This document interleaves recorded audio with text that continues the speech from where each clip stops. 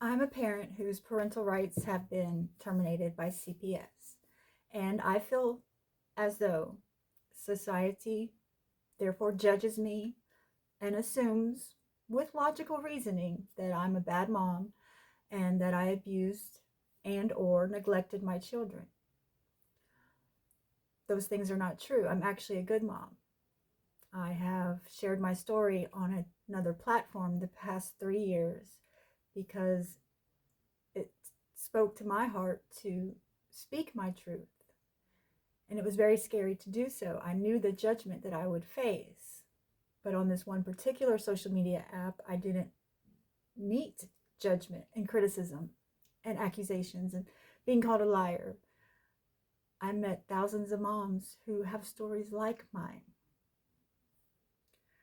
So, a mother who has had her rights terminated for decades and decades has lived a life of isolation, blame, shame, guilt, regret. And those are all very negative things. And so I've been on a healing journey. And the reason I've done that is for my children. But now here I am on YouTube on Sam Explains because I think society knowing the truth about CPS is really important. And the reason it's really important is because of the children. The children are the victims in all of this. Our number one goal as a nation, as human beings, should be protecting children and keeping them safe. And that's what's important to me. I know that's what's important to you. And so in today's video, I would like to explain the biggest missing piece that society doesn't know or understand with reason.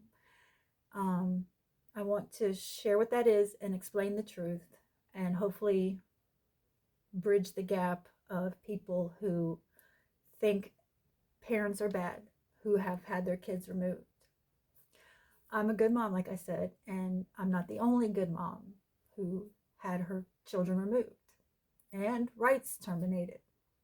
Society thinks, I know I used to, that when a parent gets to the end of their case and has their rights terminated, that somewhere along the lines or at that trial, termination of parental rights trial, that it was proven with evidence that that parent abused and or neglected their child.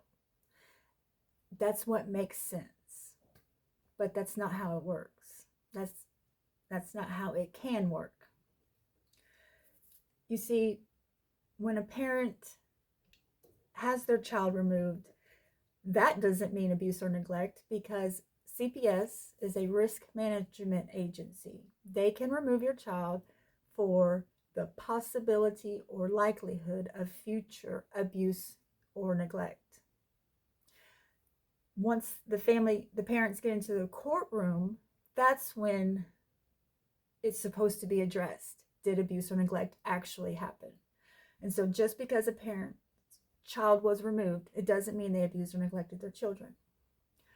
After removal, a parent has a shelter hearing. After the shelter hearing is the arraignment and then the plea hearing. At the plea hearing, over 90% of parents are advised by their attorney, persuaded by their attorney, forced by their attorney to sign the case plan. Work with CPS. Do what they say. That's the advice I was given, and that's the advice that over 90% of parents are given. Because what's after the plea hearing is the adjudication hearing. In my state, Florida, only 4% of parents make it to the adjudication hearing. The adjudication hearing is where, in court, there has to be evidence of abuse or neglect, witnesses, pictures, medical reports, tangible evidence that would clear and convincingly shows that the parent did abuse or neglect their child. In my state, only 4% of parents get to have that court hearing. When my attorney asked me my plea, I said not guilty. And they said no. I said, or they said, you'll have to go to trial. I said, that's fine, not guilty.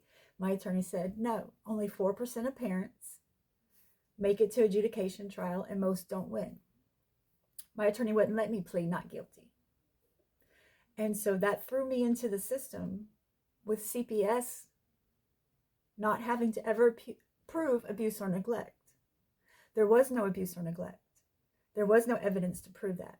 But me and 90% of parents in this country are coerced into the case plan, and nowhere along the line has abuse or has evidence been required.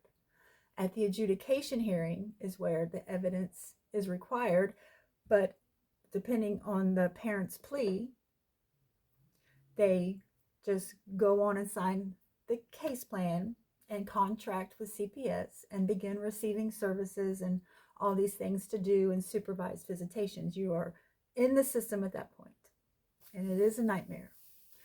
But I just wanted to share that awareness that just because your rights are terminated doesn't mean you actually abused or neglected your kids. I think it should mean that, but it doesn't. And lastly, I want to share that if there is a termination of parental rights trial, evidence is required at that also. That's the second time at the very end when evidence is required.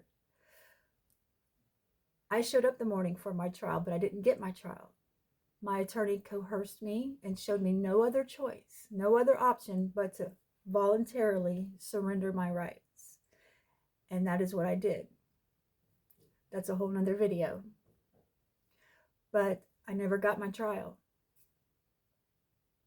CPS never had to prove with their evidence that didn't exist, but with evidence that I abused or any parent abused or neglected their kids. Parents are very often coerced into voluntarily surrendering their rights. So thank you for being here. If you've been a part of the system and you have experienced what I've described, I would love to hear from you in the comments. And if this is all new information to you, it's a lot to take in, and I appreciate you being here. Until next time.